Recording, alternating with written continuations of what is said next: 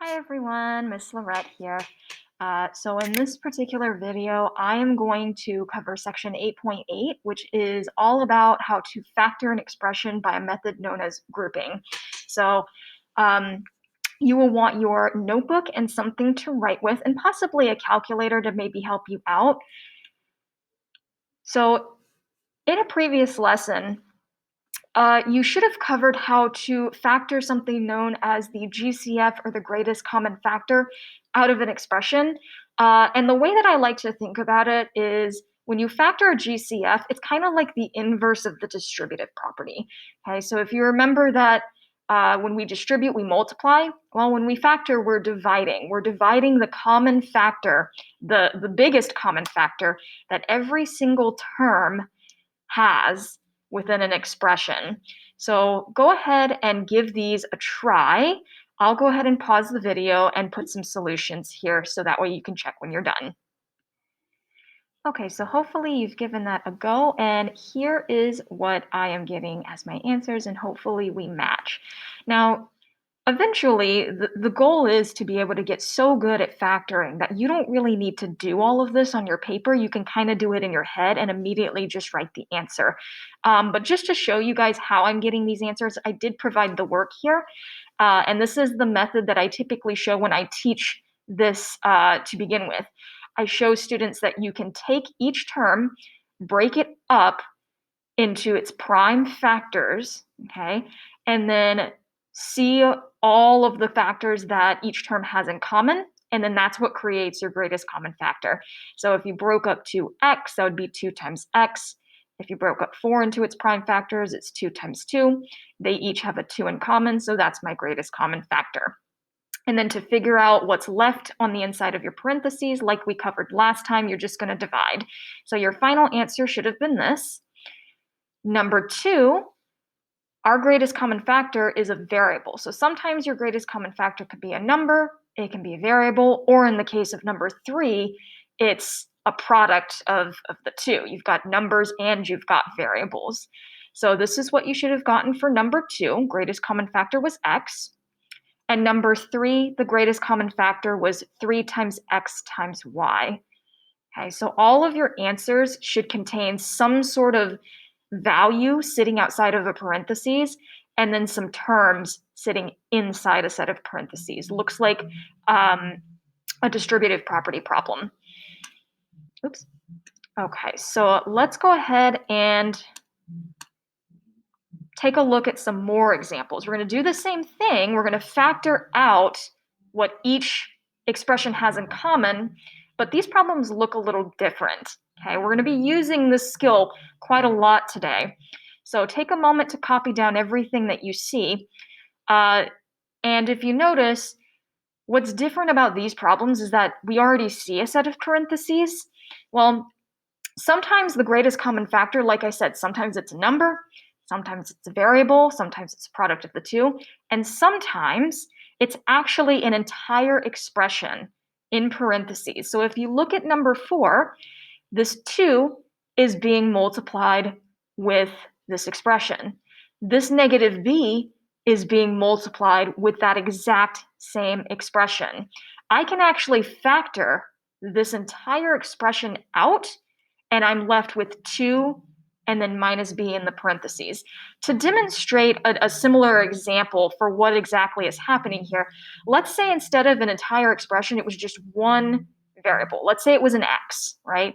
If this was 2x minus bx, right? The 2 is being multiplied with the x, and the negative b is being multiplied with the x. We can factor that x out, and we're left with 2 minus b in parentheses. Same idea here. The only difference is, instead of an x, it's this entire expression, x minus y. So I can factor this out similar to how I factored the x out. It's important to make sure that when you're writing it, though, when you factor this expression out, it still has to be in parentheses. Okay, we want to show that this entire quantity, when we factor it out, it's going to get multiplied with our other set of parentheses. So I'm going to factor out the x minus y, and then on the inside of my parentheses, I'm left, whoops, it's not negative, I'm left with the things that this expression was getting multiplied with. So it's going to look like this. So the way that my answer is going to look when I factor something in this form, you're going to have two sets of parentheses, an expression that's being multiplied with another expression. And this would be our final answer. And you may have covered, either in my class or with your teacher if you're not in my class, that an expression that has two terms like this, we call them binomials. Okay, bicycle. Think about the word bicycle. It has two wheels. Okay, so this is the product of two binomials. Let's take a look at number 5 and do the same thing. What's the common expression here? Well, this x is being multiplied with an x minus 2, and this 3 is being multiplied with an x minus 2. I can do the same thing. I can factor this common expression out. But again, I need those parentheses. I need to have parentheses still surrounding the thing that I'm factoring out. And then in another set of parentheses, I'm left with the things that that expression was getting multiplied with, which is the x and then the plus 3. And notice that when we write this, these parentheses are touching, right? Kind of how when we pull out just one term, okay, when we pull out a monomial, that term, whether it's a variable or a number, it's touching that parentheses as if we're about to do a distributive property problem. This shows that these two things are getting multiplied together.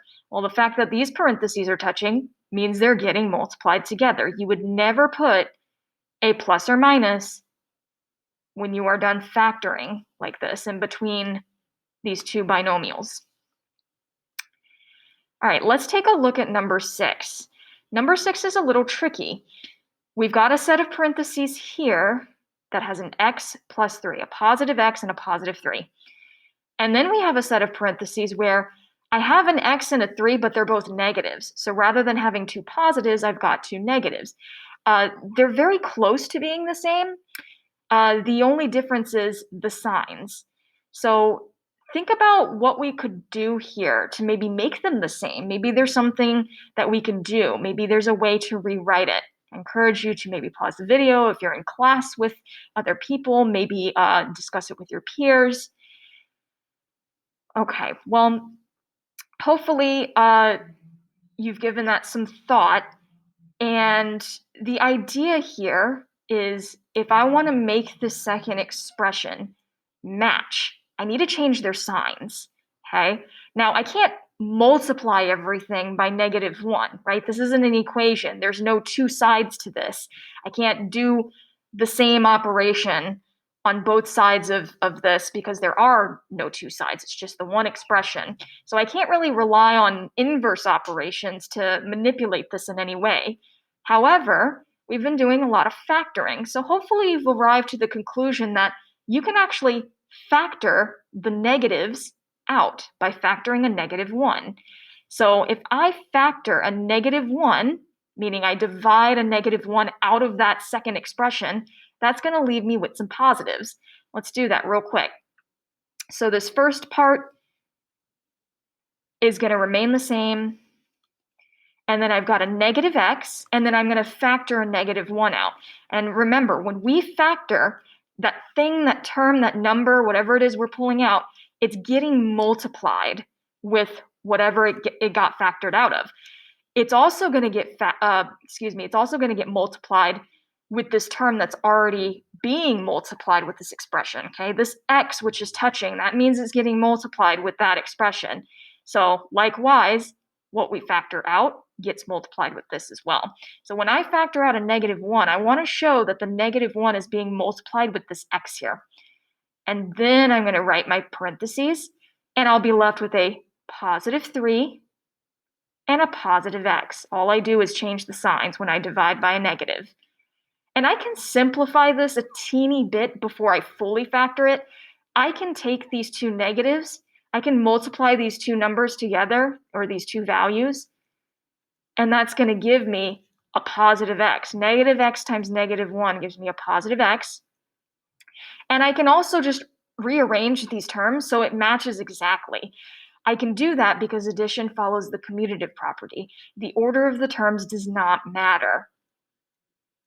And voila, we've got it in a form that looks similar to these top two questions. So now I can factor out this expression and this expression, and I'm going to be left with x plus 3 in parentheses, which is touching a second set of parentheses that contains the 4 and the positive x. Here's my final answer.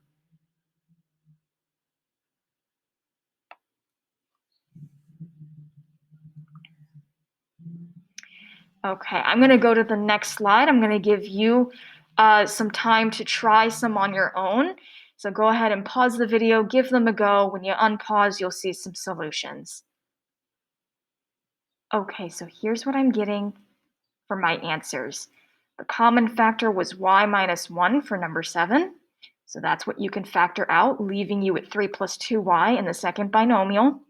The common factor was a minus b for number 8, leaving you with negative 4 plus 2a in the second binomial. And then number 9 was very similar to the last one that I showed you on the previous slide, where you've got these two binomials. They look very similar. They've got the same terms but different signs. So if you factored a negative 1 out of that second expression, that's going to leave you with a negative 3 and a positive z. You can then simplify this negative z times negative 1 to give you a plus z. And then all I did was I rearranged these terms here. I put the positive z out front, and I put that minus 3 behind it, so that way they match exactly, leaving me with some common expressions that I can factor out. So hopefully we match. Now let's kind of expand upon this idea. We rely on this skill to factor by grouping, which is what this lesson is all about. So I like to break things down into steps wherever possible. So you may want to take a moment to jot all of this down in your notes. That way you can reference it later. But when we're factoring an expression by grouping, the key thing first and foremost is that it's got to have 4 terms to be able to do this. Okay, so you want a polynomial that has 4 terms, and what you're going to do is you're going to group the first 2 terms together, and you're going to group the second 2 terms. And you'll look at the first 2 terms, you'll figure out what their greatest common factor is, and factor that greatest common factor out. Very similar to what we did on the very first slide. If you just had an expression like this, x cubed plus x squared, well, if I listed all their prime factors, I would see that they have an x squared in common that I can factor out. And then if I looked at these 2 values here, and I listed their prime factors, I would see that they have a 2 in common that I can factor out. And if this is something that A, can be factored, and B, you're factoring correctly, what you're going to have after you have factored each of these 2 groups is you're going to have a common expression. And it's going to look very similar to the problems that we just did, where you take this common expression, you factor it out, and then in the second set of parentheses, you're going to have the 2 things that the expression was being multiplied with. Okay, so I know it seems like a lot to take in at the start. My suggestion when it comes to factoring, regardless of what type of problem you're looking at, whether it's factoring a GCF, or if you are factoring an expression, or if you're factoring a 4-term polynomial by grouping, it really just takes practice. Okay, so let's take a look at these examples here. This is my second take on this particular slide, so I hope the transition between those 2 slides is fairly seamless here. I'm going to group these first 2 terms together, and I'm going to group these last 2 terms together. And at this point, I'm not going to list all of my prime factors to figure out what the GCF is. And it's highly recommended that you don't do that either. Like I said, if you practice enough, you can figure out what the greatest common factor is mentally. And when I'm looking at a problem like this, I see numbers and I see variables. So I do it step by step. I think of the number that I can pull out, and I think of the variable that I can pull out. So if I look at these first 2 terms, For the number, I see 4 and negative 20. Well, what's the biggest thing that can divide evenly into both of those numbers? Hopefully you know that the biggest thing that will divide evenly into them is 4. Now I'm going to look at the variables. Now, a hint or tip is to look at the variable that has the smallest exponent. And typically, that's your greatest common factor when you're looking at variables. So if I'm trying to figure out how many x's can I factor out, I'm looking at the x squared because it has the smallest exponent. I can factor an x squared out of itself, and I can also factor an x squared out of x cubed. So that's my variable piece to my greatest common factor. And this is going to sit outside of a set of parentheses, and I'll divide to figure out what's left inside. And same thing, I can do it step by step. I can do the number portion of it first and then the variable. 4 divided by 4 is going to leave me with 1, which I don't have to write because I know I'm going to have some sort of variable probably. But you can certainly write the 1 if you want to. Okay, 4 divided by 4 leaves me with 1. X cubed divided by x squared leaves me with x. Okay, I'm just using my properties of exponents, which you guys have covered at this point. Negative 20 divided by 4 is going to leave me with a negative 5. And x squared divided by itself leaves me with 1, which I don't have to write the times 1. Okay, 5 times 1 is just 5. So here's my expression. So let's look at the next group. Now, do you notice how this first term, this leading term within the second group is negative? We always want to factor that negative out when that first term is negative. Same if this first term over here was negative. If this 4 was negative, we would want to factor the negative out. That's just the general rule of thumb. So I know whatever I factor out has to be negative. Now let's look at the numbers first. I'm going to do the numbers and then I'm going to do the variable. I have negative 5 and 25. The biggest number that can divide evenly into the two is 5. Now I'm going to look at the variable. Well, this term's the only one with a variable, so I can't factor a variable out because they don't have it in common. So the only thing I can factor is a negative 5. Now remember, our goal is to get these two binomials to match, okay? So if they're not matching, that tells you that something's gone wrong. Negative 5 divided by negative 5 is going to leave me with a positive 1. And then I didn't factor an x out, so that's still going to be in my parentheses. Okay, so far so good. We have a 1x and we have a 1x. Now I'm hoping to get a negative 5 when I divide here. Positive 25 divided by negative 5 does indeed leave me with that minus 5. So now it looks like a problem like we did a couple slides ago, where we've got this common binomial and we can factor it out. I don't have to write the 1 in front. I can just write it as an x, but that's one of my binomials. And then the second binomial, which is being multiplied with it, is going to contain the things that that common binomial was being multiplied with. So it's going to have a 4x squared and a negative 5. Here's my final answer. Let's take a look at number 11. I'm going to group these two terms and these two terms. I'll start by finding the GCF for the numbers, 10 and 16. The biggest number that will divide evenly into both is 2. Now I'm going to look at the variables. Specifically, I'll start with the one that has the smallest exponent. I have an m squared and an m cubed. I can divide each of these by this m squared, so I can pull an m squared out. I'll divide to figure out what's left inside. I'll start with the numbers first. 10 divided by 2 leaves me with 5. M cubed divided by m squared leaves me with an m to the power 1. Positive 16 divided by 2 leaves me with a positive 8. M squared divided by m squared leaves me with 1. So I don't have to write the times 1. For the next group, my leading term is negative, so whatever I factor out has to be a negative. And the only thing that's going to divide evenly into both 5 and 8 is 1. So the only thing I can factor out here is a negative 1. I can't factor out a variable either, same reason as before. They don't have it in common. -5 divided by -1 leaves me with a +5, and that m is still attached to it because we didn't factor it out. -8 divided by -1 leaves me with a +8. My two binomials match, which is good. That's what we want, so we can factor it out. One of my binomials is going to contain a 5m plus 8. The second binomial will contain the terms that it was being multiplied with. Let's take a look at number 12. We have this is our first group, and this is our second group.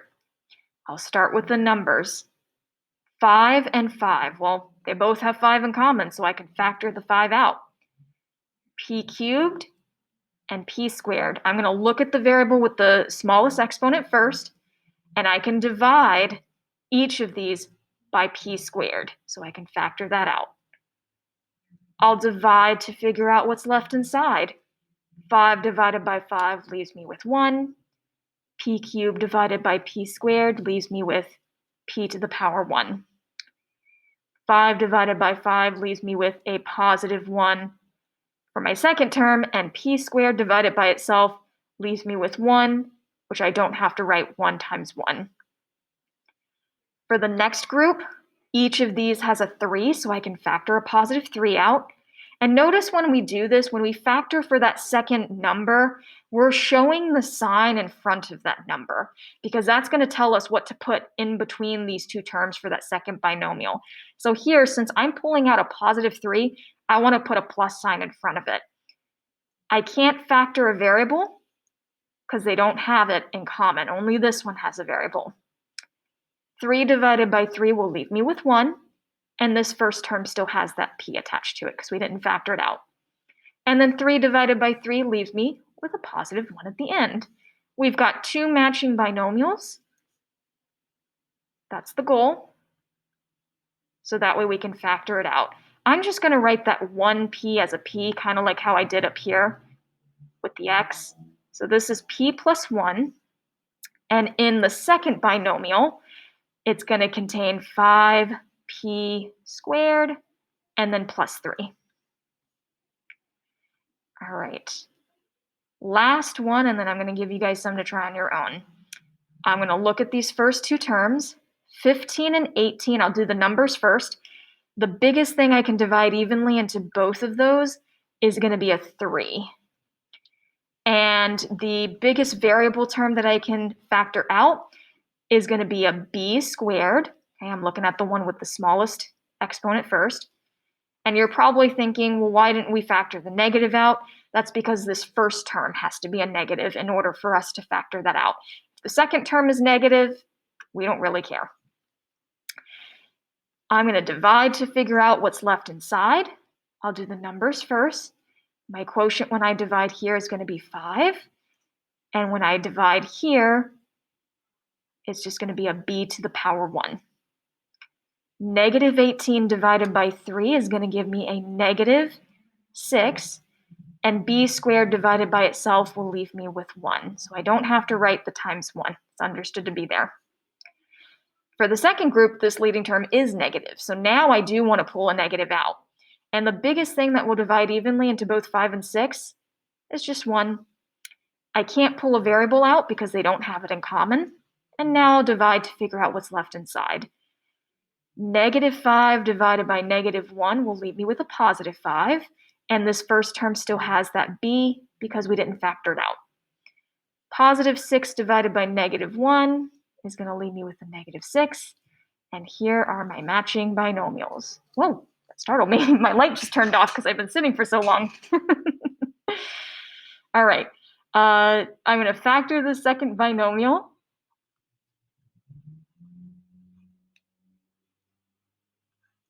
Factor this common binomial.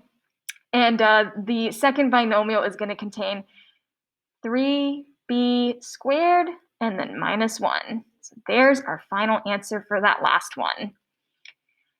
I know these problems at first glance seem kind of daunting, but like I said, the more you do it, you start kind of getting into a rhythm.